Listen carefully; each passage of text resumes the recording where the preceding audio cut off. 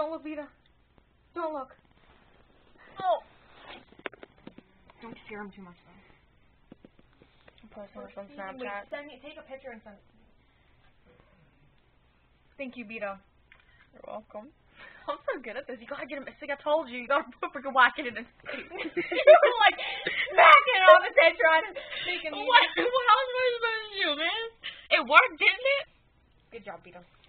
I know, I'm such a person. He's not even taking it. He's just sucking on his hair. I think...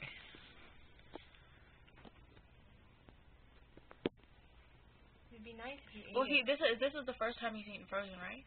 So then I think he's just trying to get used to it. By holding it in his mouth.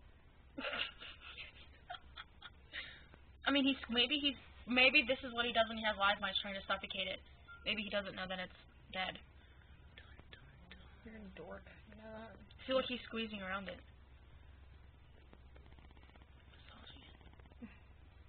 Probably trying to be friends with him. He's mad that his friend turned on him.